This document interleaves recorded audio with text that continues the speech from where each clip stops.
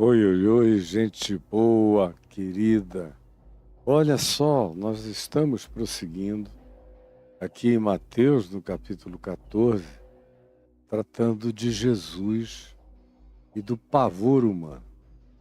Eu fiz um preâmbulo necessário, não foi exaustivo, mas foi o suficiente para colocar você no ambiente emocional, psicológico e físico, geofísico desse processo.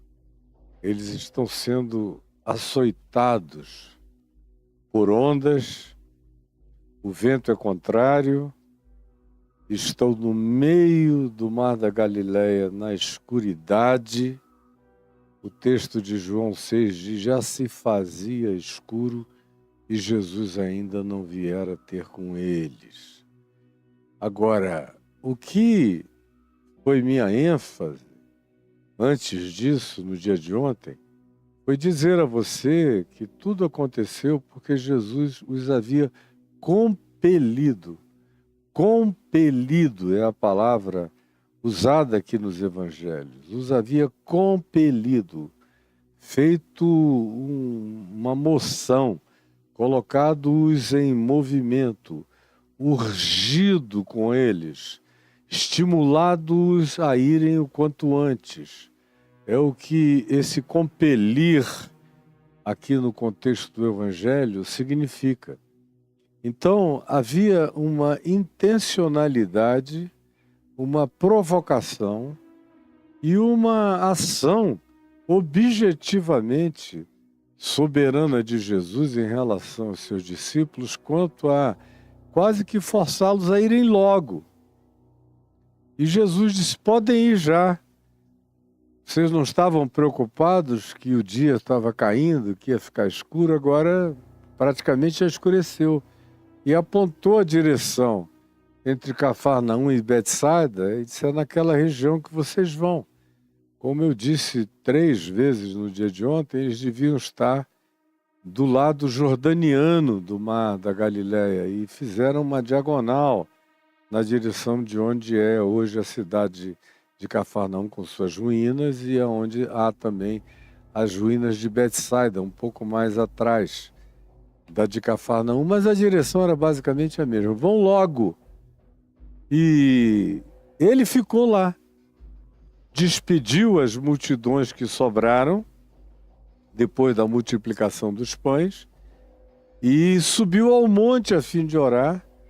Aí eu falei várias coisas sobre a vida pública, como não pode prescindir da solitude, do estar só consigo mesmo, com Deus, com silêncio. Falei várias coisas a respeito disso. Está tudo gravado aí no YouTube.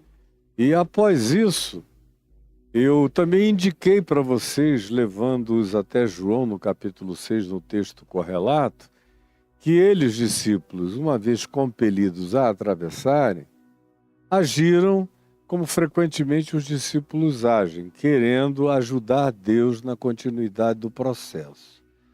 Isso os mais bem intencionados, porque em João, no capítulo 6, no verso 22, a gente vê que no dia seguinte, as pessoas que chegaram lá disseram: bom, ontem aconteceu aqui aquele negócio que a gente não sabe nem entender, de comer e nunca acabar a comida, ainda sobrarem 12 cestos, foi aqui.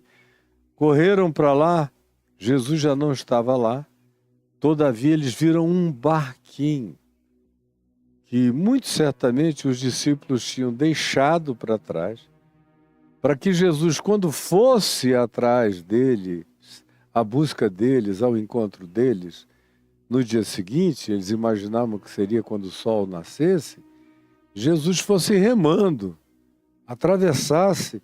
Ia ser até um episódio interessantemente inédito nas narrativas do Evangelho, porque nos Evangelhos Jesus está frequentemente num barco, mas tem a gestão dos outros discípulos, especialmente dos especialistas na indústria pesqueira, que era o caso de Pedro, André, Tiago, João, eram assertivamente experimentados naquele mar e na pescaria e na utilização dos barcos. Mas quando os que chegaram lá no dia seguinte, de acordo com João, no capítulo 6, viram aquele barquinho, viram que Jesus não tinha usado o barco. E aí pensaram, e os discípulos tinham partido sós. O que será que aconteceu? Foi a pergunta que lhes veio à mente.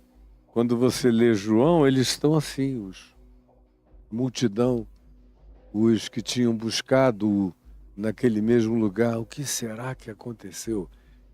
Aí vem aqui a narrativa, em Mateus, do que foi que de fato havia acontecido. Eles enfrentaram aquilo tudo, e aí eu deixei vocês no dia de ontem, contem com uma pergunta. Eu disse, vocês que foram condicionados, ensinados e afirmados que se Jesus está presente, nada dói, nada machuca, não tem contraditório. Ele anda diante de você com os exércitos dele, para que você passe, conforme a religião promete, e você não tem desemprego, você não tem contratempo, você não é açoitado pelas ondas da existência, você rasga, como quem rasga um pano velho, o vento contrário, e você, no dia que você vai, porque Jesus compeliu você aí, o mar vai estar absolutamente suave, tudo vai estar calmo. E aí, quando você sai desse mundo de ilusões, dessa bolha de mentiras, de engano que a religião propõe a você, vai para o mundo real, conforme, de fato, eu disse ontem, essa narrativa histórico-jornalístico do texto aqui de Jesus andando sobre as águas, e que foi factualidade total. Quando isso é olhado por nós hoje, aqui e agora, de maneira a transformar a factualização narrativa numa metáfora para o nosso cotidiano, para a nossa vida, para a nossa existência, e quando você compara isso com o que é ensinado por um falso Jesus, que quando te dá alguma indicação de algum caminho, geralmente faz isso através do pastor, de uma profetisa, de um profeta, de um sorteio, ou de um encasquetamento pessoal que você enfiou na sua cabeça, de busca de sucesso imediato para si próprio, porque tudo que ensinam a você e a todos é sobre prosperidade, é sobre Deus adiante, marchando o Senhor dos Exércitos, abrindo os caminhos, esfolando os inimigos,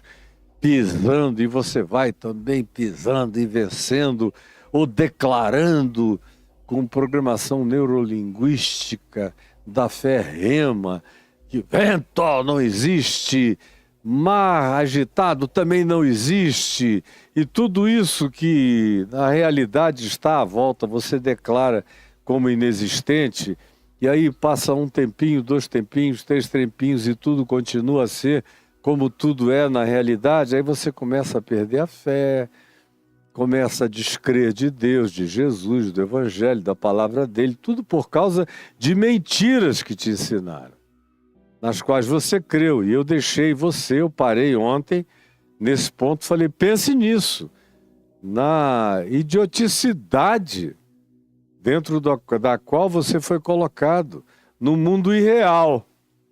Porque no Evangelho o mundo real é assim.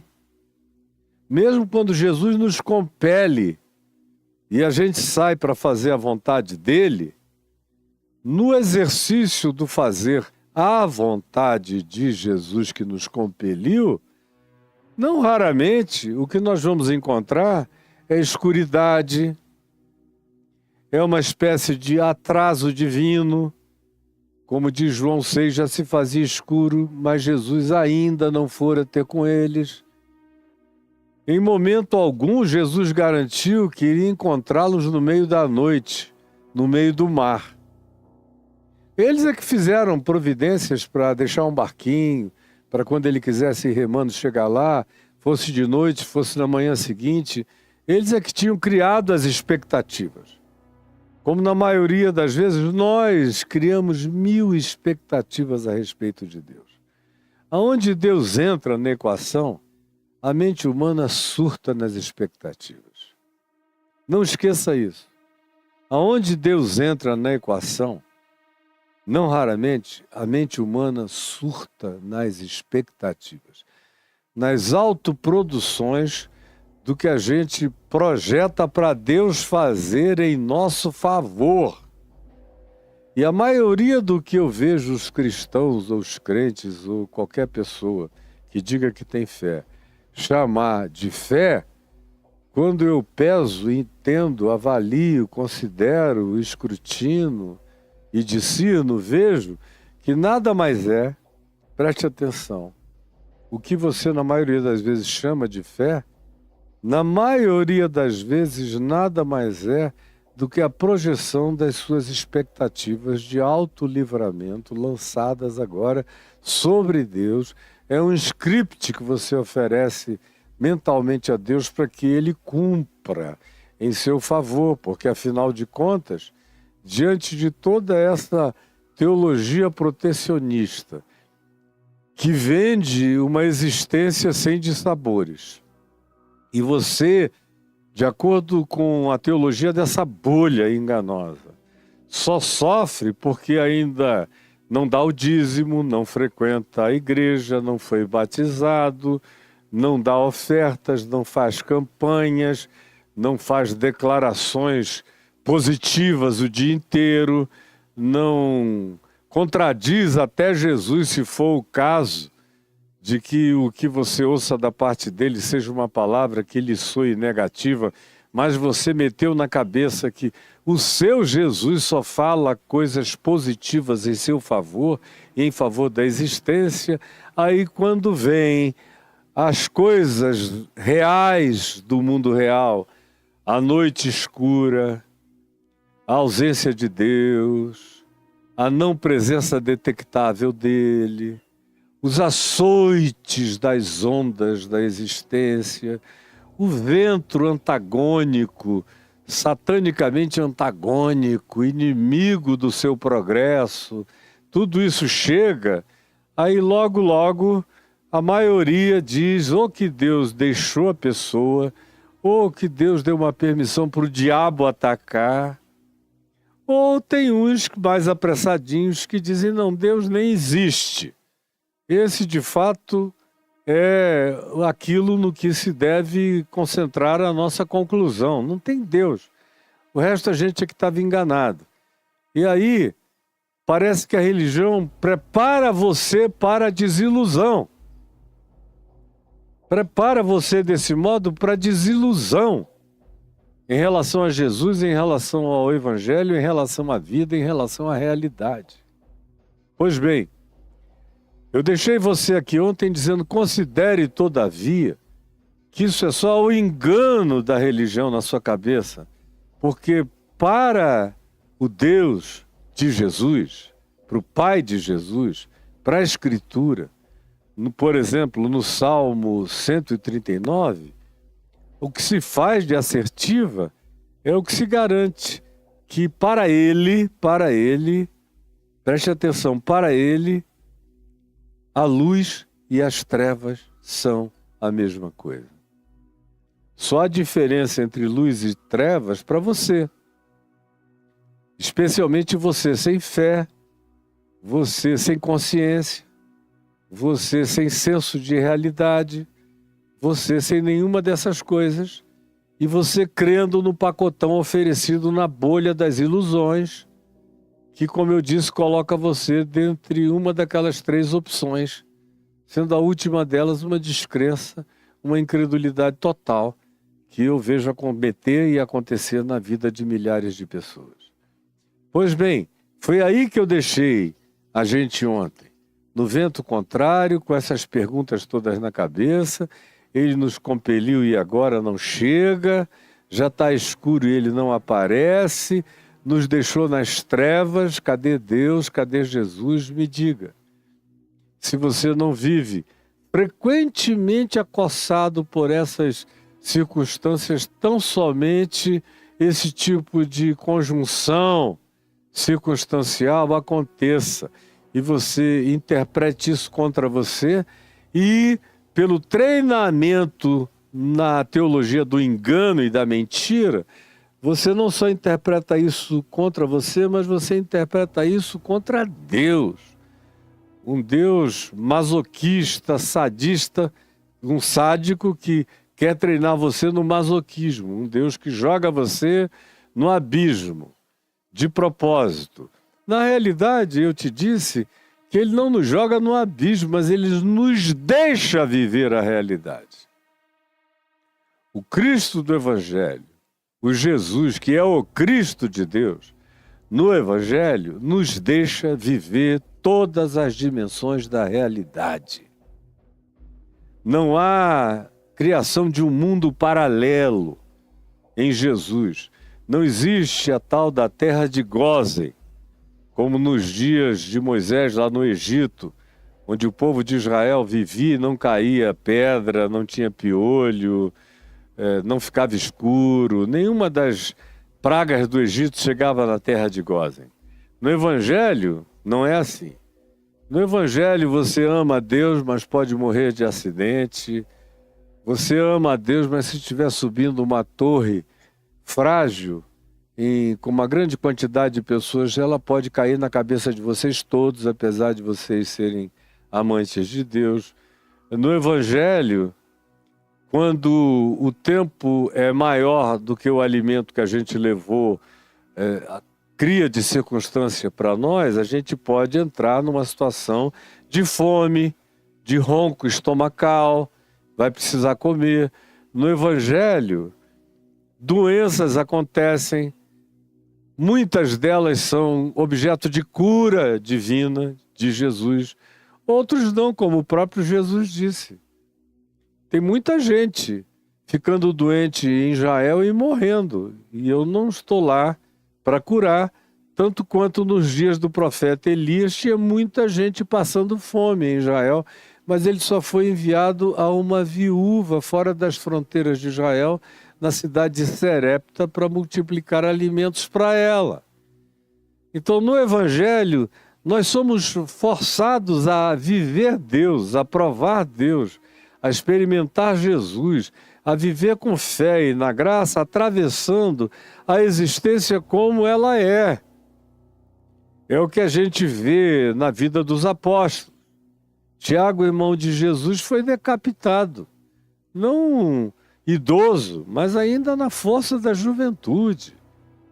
A gente vê Paulo vivendo uma vida miserável, se a gente for considerar dificuldades a partir de açoites, prisões, escassez, como ele narra, escrevendo aos Coríntios. Ele faz aquela narrativa em 2 aos Coríntios, a partir do capítulo 8, ele vai falando da multidão das agonias que ele experimentou na existência, a ponto de, no capítulo 8, ele dizer: pois, irmãos, eu não quero que ignoreis a natureza das angústias que eu sofri na Acaia, a ponto de eu ter me desesperado da própria vida, ter tido vontade de morrer. Aí quando você prossegue, capítulos 9 e 10 de 2 aos Coríntios, você vai vendo a quantidade enorme de percalços, de dificuldades. Naquele tempo o cara tinha viajado 3 vezes de navio, naufragado as 3, ele não sabia que ia fazer uma 4ª viagem, naufragar nela, também acabar na ilha de Malta. Enfim, não existe nada disso, nem no Velho nem no Novo Testamento. No Velho Testamento as pessoas morriam, algumas morriam de velhas, outras de doença.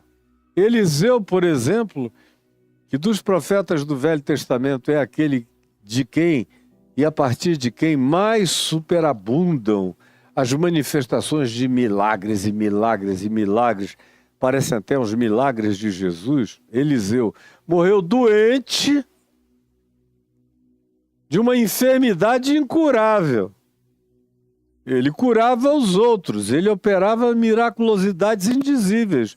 Mas chegou um dia na vida dele que ele ficou doente de alguma coisa em relação à qual ele não conseguiu obter cura e morreu daquilo. No entanto, veja bem, os ossos dele, depois de muitos anos que estavam lá numa sepultura, já porosos, se diz que uma determinada pessoa, no meio de uma situação de pressa, morreu e o corpo caiu dentro da vala onde estava a sepultura de Eliseu, e quando o corpo bateu nos ossos de Eliseu, reviveu imediatamente. Mas olha a contradição, Eliseu, todavia, a quem pertenciam aqueles ossos porosos, que fez esse cara tocar na ossada e levantar-se ressuscitado, morreu, no entanto, de uma doença incurável. Então, a Escritura no Velho Testamento e no Novo Testamento, no Novo abundantemente mais, a tal ponto que, por exemplo, a religião islâmica, criada por Maomé, cita Jesus mais do que cita o próprio Maomé. E Jesus, se você lê o Alcorão com toda a isenção, você vai ver que as 14 ou 15 menções que o Alcorão faz de Jesus são mais elevadas, são mais excelentes, são mais gloriosas do que as alusões que o Alcorão faz ao próprio Maomé ou a qualquer outro. Agora, é algo tão elevado, é tão glorioso, e a mente deles não consegue associar Deus, o Deus Todo-Poderoso e Justo, com a ideia de que esse Deus possa ter um filho ou um profeta, super profeta, maior do que todos os profetas, e permitir que tal profeta tenha sofrimentos atrozes como o de Jesus e morra na cruz. Como eles não conseguem conceber isso a partir da teologia deles, eles preferem criar uma narrativa adequada a essa teologia e dizer que esse Deus, que é conforme a imagem e semelhança da teologia deles, não permitiria que ou seu filho, ou o maior de todos os profetas, como para eles é o caso, de Jesus, morresse de maneira tão atroz numa cruz. Então, por isso, eles criaram esse parêntese histórico de que a cruz houve, mas Jesus não foi crucificado nela. Na realidade, foi um sósia de Cristo. Ou foi um Judas, ou foi qualquer um outro que estivesse merecendo. Mas Jesus mesmo foi levado aos céus para não passar pela morte. Por isso não houve cruz, nem tampouco ressurreição.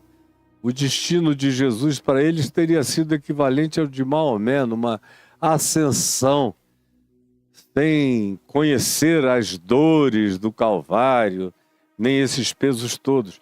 De certa forma, a maioria dos cristãos que abraçaram a teologia da prosperidade, a teologia do domínio, a teologia da neurolinguística positiva, da fé rema, que cria quartas dimensões, que é uma espécie de feitiçaria quântica. Antes da moda quântica era a fé rema, e eram as 4 dimensões inventadas pelo Paul Yong-Cho e que foram praticadas por pessoas no mundo inteiro e quebraram a cara, todas elas.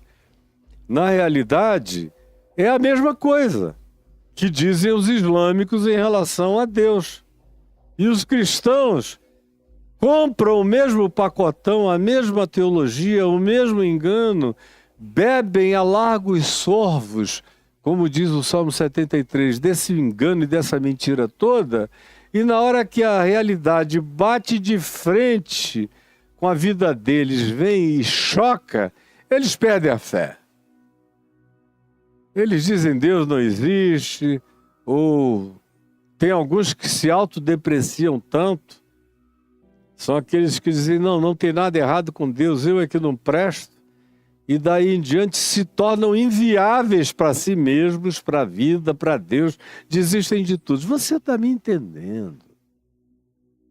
E você conhece milhares de pessoas que vivem exatamente assim, ou viveram assim, ou sobrevivem de maneira completamente fiapal, numa nesga de apego mínimo à existência, mas não são mais pessoas que conseguem viver vitoriosamente pela fé, porque foram enganados por essas mentiras todas que não existem em Jesus nem no Evangelho. Em Jesus, ele compele os discípulos a experimentarem todas as realidades da vida. Todas as realidades da vida. E a entenderem que o que eles conheceram um dia sobre a existência antes de conhecerem Jesus, continua a ser algo que vai se repetir agora, depois que eles conhecem a Jesus. Porque aqueles discípulos que estavam com Jesus eram pessoas, na sua maioria, daquela região. Eles conheciam, por exemplo, o fenômeno da depressão sírio-africana, do Quênia, que começa na Síria, que atravessa o norte de Israel, que cria o Mar da Galileia. Esse Quênia, alagado de água doce, é o Quênia da depressão sírio-africana, que alagou o Mar da Galileia, aquela depressão, e que sai dali e segue. E o Rio Jordão é uma brecha dessa fenda, é a brecha mais acentuada desse Quênia, que vai embora e depois encontra outra vez uma grande profundidade no Mar Morto. E depois que sai do Mar Morto, continua ainda como um Quênia que entra na África. Pois bem, os ventos vinham da parte superior da Síria, do país que existe até hoje, Síria, e caíam ali no Quênia. E entravam com aquela força de tubulão. Aquilo desde sempre. Há milhares e milhares e milhares, quiçá milhões de anos antes. Então quem quer que vivesse ali estava acostumado com o fato de que aquele mar calminho poderia virar um inferno, um diabo aquático, de repente.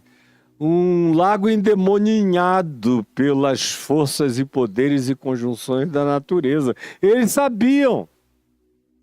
Agora, muda tudo, preste atenção, muda tudo o que você aprendeu sobre ciência, sobre história, sobre sociologia, sobre fenômenos humanos, sobre biologia, sobre genética, sobre possibilidades de enfermidade, sobre doenças, sobre calamidades, sobre tudo o que nos cerca. Muda tudo quando alguém diz, agora que Jesus está na sua vida e você está fazendo a vontade de Deus, nunca mais, minha filha, meu filho, nada disso te acontecerá. Pelo amor de Deus, eu tenho vivido para ver milhões de pessoas se estreparem, se arrebentarem, serem empaladas por essa mentira e ficar vida fora com a madeira, a estaca do engano saindo pela boca. Um negócio horroroso, e você é uma delas. Então, só recorrentemente repetindo, Jesus não faz assim. Agora, quando a cabeça da gente ficou tomada por essa ideia, aí as interpretações que tomam conta da nossa mente se tornam as mais variadas. Há uma mudança, uma alteração de natureza cognitiva radical na vida de quem quer que tenha se tornado desse jeito, como aconteceu com eles aqui. O verso 25 diz que eles estão lá no meio daquela dificuldade toda, Aí, de repente, na quarta vigília da noite, aí você pergunta, que vigília é essa? Era sexta-feira, era dia de vigília? Não. A quarta vigília da noite era uma expressão daqueles dias, especialmente vinculada a episódios grandiosos. Era uma palavra, uma expressão muito usada, especialmente em Israel, na precedência das festas judaicas, dos acontecimentos grandiosos, gloriosos. De modo que a utilização dessa expressão vigília da noite já vincula o episódio inteiro a algo que na interpretação posterior do escritor do Evangelho, de Mateus, foi algo tão estupefaciente, tão extraordinário, que era para ser antecipado pela vigília da noite. Então ele chega e diz o seguinte, na quarta vigília da noite. Aí você pergunta, mas que horas era essa aí? A quarta vigília da noite acontecia entre 3 e 6 da manhã. É esse o período que a gente está vivendo. Como o texto de João diz que já se fazia escuro há muito tempo e Jesus ainda não viera ter com eles. E quando foi, era ainda escuro, pela interpretação imediata deles, na quarta vigília da noite foi Jesus ter com eles, na madrugada, 3h30, 4 horas da manhã. Ainda não havia luz nítida para esclarecer nada diante do olhar deles.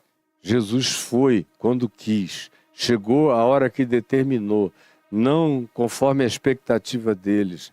Foi andando sobre o mar. Não se utilizou do barquinho que eles deixaram para Jesus remar, não precisava de ajuda de discípulo para chegar aonde tinha que chegar, para visitá-los como queria visitá-los, para abordá-los como desejava abordá-los. Utilizava-se dos meios e dos recursos que ele queria e desejasse utilizar-se.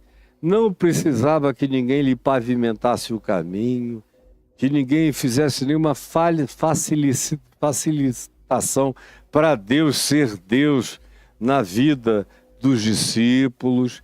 Crente é que tem mania, pela falta de fé, de querer ser Deus para Deus, vir como Deus em meu favor e chegar sem precisar fazer nada, porque eu já preparei tudo, já realizei tudo e com a bruxaria quântica já até mentalizei a frequência do milagre para mim mesmo. Veio ele e olhe que interpretação lhe surgiu na mente. Quando a gente tem esse pré-condicionamento, preste atenção aqui comigo.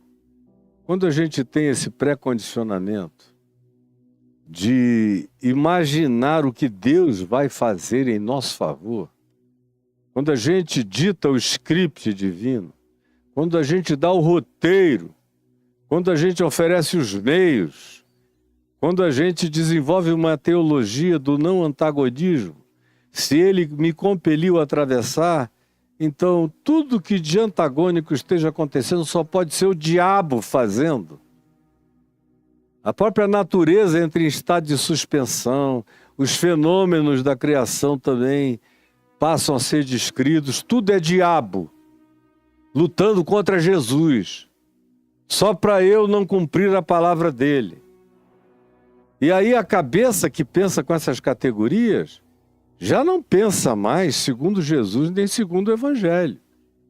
Já está completamente condicionado, já está completamente sob o estado de lavagem cerebral das teologias da hora, ou do momento, ou dos condicionamentos, ou das projeções das suas próprias mentes feitas sobre Jesus, sobre Deus, sobre o Evangelho. Já reescreveram um Evangelho das facilidades para si mesmo, e tudo quanto não combine com isso não é de Deus, não tem unção, não tem presença divina, caem nesse estado e aí começam, quando a existência é renitentemente contínua nessas supostas negatividades, a teologia do cara se altera numa outra direção diametralmente oposta, como a gente viu acontecer aqui.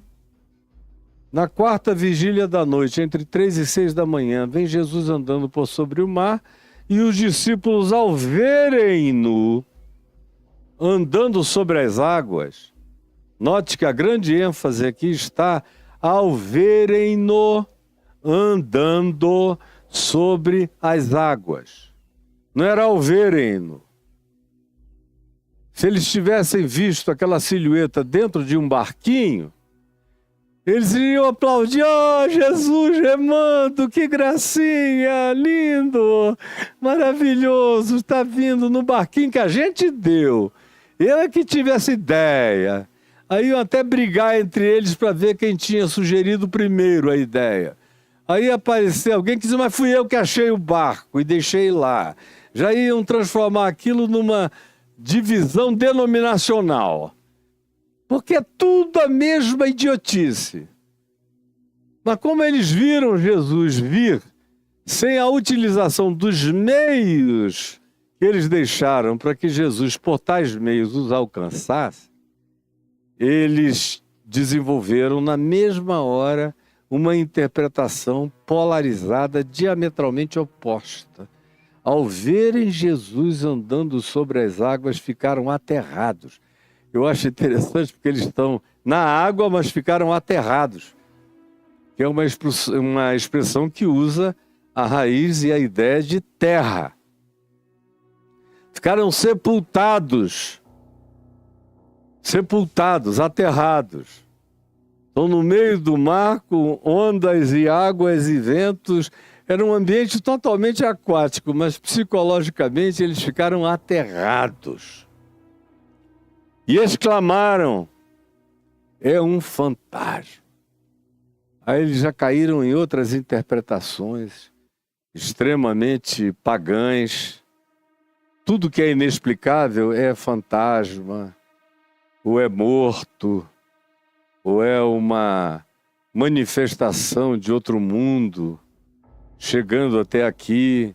E essa interpretação é sempre negativa, é sempre diabólica, ou é uma fantasmagoria de alguma entidade que sai de uma dimensão e vem assombrá-los na noite escura. É uma outra forma de se dizer no passado o que contemporaneamente se atribuiria imediatamente ao diabo. É porque esses apóstolos aqui pensavam infinitamente menos no diabo do que os crentes de hoje, que pensam mais no diabo do que em Deus, do que em Jesus, do que em graça, do que em livramento, do que em qualquer coisa. O diabo é o bode expiatório, ele carrega as culpas, ele é o maldoso que realiza as nossas calamidades, ele é o Senhor dos ventos, das tempestades, dos açoites contínuos, das dificuldades, das tormentas. Tudo é diabo. Continua a ser extremamente parecido, só que a gente piorou. Para eles era um fantasma, para nós hoje é o diabo. Vai me dizer que não é assim? Ah, pelo amor de Deus. Tomados de medo, disseram é um fantasma, porque o medo nunca faz você enxergar anjo.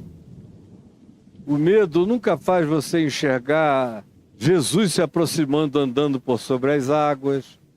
O medo não deixa você vislumbrar o que esteja para além do imediatamente contrário à sua remada, ao seu caminho, ao seu trajeto, ao seu destino. O medo cega você para todas as alternativas da intervenção de Deus na sua existência e abre os portais da escuridade, bota você dentro da caverna de Platão, enxergando só sombras de fantasmagorias, tanto mais poderosamente fantasmagóricas, quanto mais tomado pelo medo você fica. E tem um detalhe: o medo cresce muito mais no coração daquele que descreu de Jesus do que no coração daquele que nunca creu em Jesus. Preste atenção no que eu estou dizendo, é mais de meio século de observação. O medo cresce muito mais no coração daquele que descreu de Jesus do que naquele que nunca creu em Jesus. O que nunca creu tende a lidar com o medo de maneira mais objetivamente racional e analítica do que aquele que um dia creu em Jesus de maneira equivocada, torta, distorcida, conforme a projeção do Jesus produzido como holograma criado pelas invenções teológicas de pastores, sacerdotes e religiosos que querem apenas manter você nessa bolha de controle e de domínio. É isso que acontece aqui. Eles gritaram, tomados de medo, é um fantasma. É um fantasma. É um fantasma. Imaginem só, está chovendo, que coisa maravilhosa. Para mim é uma glória.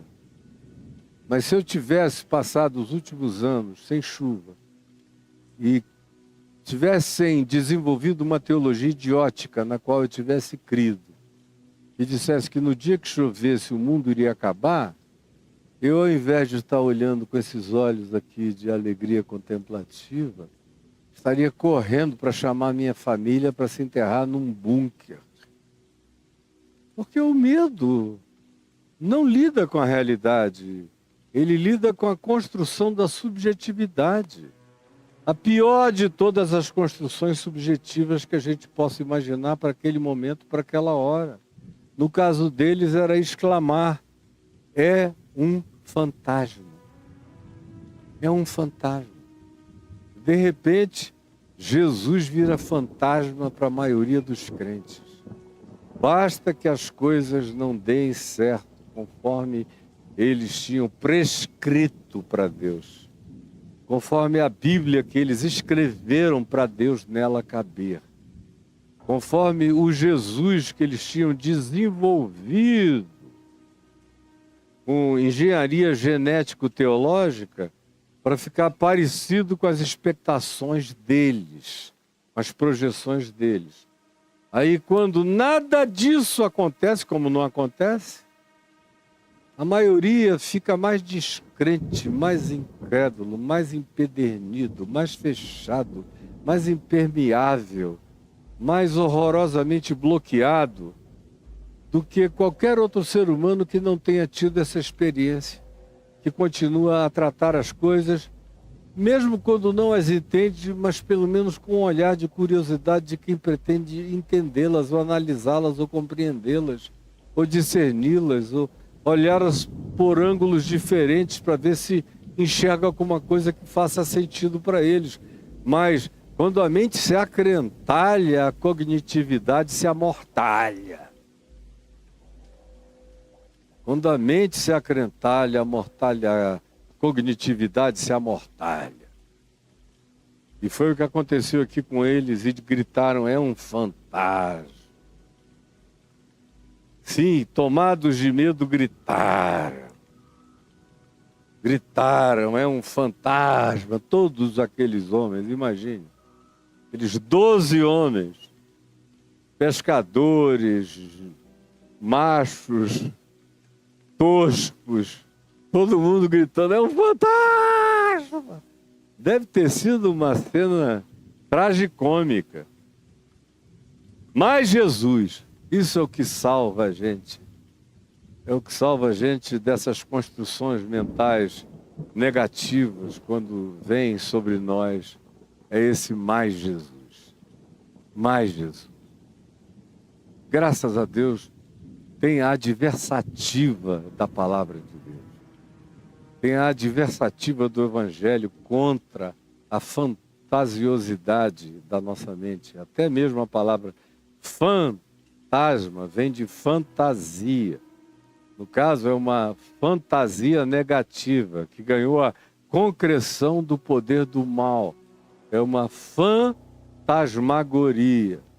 E vem também da palavra fantasia, que vem também da palavra, a palavra fã, É o que dá origem à fantasia, dá origem a fantasma, fantasmagoria. Porque quando o indivíduo não é crente no Evangelho, ele é apenas fã de Jesus. E também a palavra fã, que dá origem à expressão fanático. Fanático. Então, o fã é fanático. O fã produz irrealidades fantasiosas ou fantasmagóricas. Mas tudo decorre da fantasia, que é própria na mente e no coração de alguém que não cresceu em entendimento, em fé, mas se tornou apenas fã da magia de Jesus. Como a maioria dos que eu conheço são apenas fãs da magia de Jesus. Eventualmente, é o que eu vou querer que você se pergunte. Você de fato creu em Jesus? Ou se tornou apenas fã da magia de Jesus? Me responda, por favor. E como ontem eu deixei você com aquela questão, eu agora paro aqui e deixo você com essa questão. Você de fato conheceu o Jesus do Evangelho, aonde com ele vem todas as dimensões da realidade, do nascimento à morte mais cruenta, tudo pode acontecer. Do mesmo modo que ele faz nascer o sol sobre maus e bons, e vir chuvas sobre justos e também sobre injustos. Esse é o Evangelho. O que acontece ao homem bom pode acontecer ao mal, tanto quanto o que acontece ao homem mau pode acontecer também ao homem bom. No Evangelho a diferença é como você enxerga, como você interpreta, como você reage, como você trata, como você enfrenta. Se você se entrega ao medo e às fantasmagorias e às construções negativas, porque você é só um fã de Jesus que nunca desenvolveu fé em Jesus e nunca conheceu Jesus dentro da realidade e a realidade atravessada por Jesus, e se tornou apenas filhote de uma bolha religiosa de enganos que tem prazo de validade.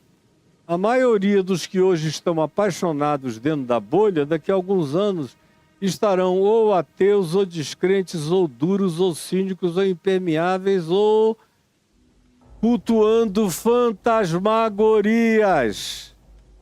Como eu vejo alguns que se decepcionaram tanto com o Jesus da bolha religiosa, que foram para o outro lado.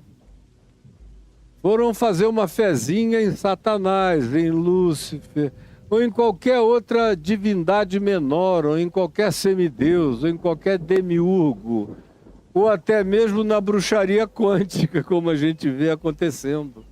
Mas é inevitável que assim aconteça, e eu deixo você com esse pensamento e com essa pergunta. Você é filho da fé em Jesus ou você é filho do fato de ter se tornado fã de um Jesus construído com a cera do engano maligno da religião, esculpido pela escultura e pelos escultores do Jesus ídolo, que é o que é oferecido a você, e que não serve para a noite escura. O Jesus que não serve na hora do açoite dos ventos. O Jesus que não presta para nada quando as ondas da existência nos fazem só sobrar ou alagam os nossos meios de viabilização da nossa existenciazinha medíocre. Quem é você? Você de fato desenvolveu fé em Jesus? Fé em Jesus a gente só desenvolve andando com o Jesus da realidade. Porque o Jesus da verdade é o Jesus da realidade. E o Jesus da realidade é o Jesus da verdade. Não existe a verdade de Jesus que seja negação da realidade. Mas toda genuína fé em Jesus se enraiza no chão da realidade. E é dali que ela se desenvolve. Como certeza das coisas que se esperam. E firme convicção de fatos que ainda nem a gente vê, mas a gente sabe que estão presentes, porque foi Jesus que nos compeliu. Se Ele nos compeliu, Ele vem, quer eu veja, quer eu não o veja. Seja luz ou seja escuro. Está escuro, mas Ele ainda não veio, porque eu sei que Ele virá. Ele nunca deixará de vir, Ele virá. E lá em João 6, quando diz fazia escuro e Jesus ainda não viera ter com eles, é porque quem escreveu o Evangelho foi João, sabia que Jesus viera. Então ele já antecipou esse ainda, para deixar muito claro que quando a gente tem assim sensações de não presença de Deus, a gente pode chamá-las apenas de sensações, de subjetividades ilusivas do nosso momento interior de necessidade de apalpamentos, que quando de fato a gente vive pela fé, desaparecem em nós. Eu, por exemplo, não preciso que Deus me dê prova de nada. Não preciso que Deus me dê prova de nada, que me demonstre que Ele está presente na minha vida, porque eu sei que Ele está. Eu sei. Em qualquer vento, em qualquer onda, em qualquer escuridão, em qualquer treva, eu sei. Eu não sou fã de Jesus.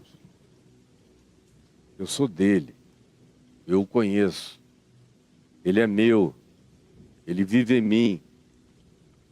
Eu não faço projeções acerca dele. Eu ando no chão da realidade, onde tudo pode acontecer, mas o que nunca deixará de acontecer é a presença dele em mim, comigo. Pode estar o escuro que estiver, eu ainda não vi a manifestação do livramento, mas virá. Mas para isso, você tem que ser alguém que anda pela fé em Jesus. E não como fã de Jesus. Pense, amanhã eu volto com você para a gente continuar e terminar essa caminhada de Jesus sobre as águas do mar. Senhor Jesus, eu peço que as lições dessa realidade, dessa história, dessa narrativa, desse fato, nos atinjam hoje, no meio de todos os contraditórios da nossa existência, de todas as situações, circunstâncias, conjunturas, conjunções e circunvalações e tornados e furacões e tufões e tremores de terra e alagações e dilúvios, tanto faz. O Senhor está conosco. O Deus dos seres improváveis é o nosso refúgio e fortaleza bem presente em nós todos. É diante de Ti que nós estamos. E é assim, na Tua presença, que nós continuaremos. Em nome de Jesus. Amém e amém.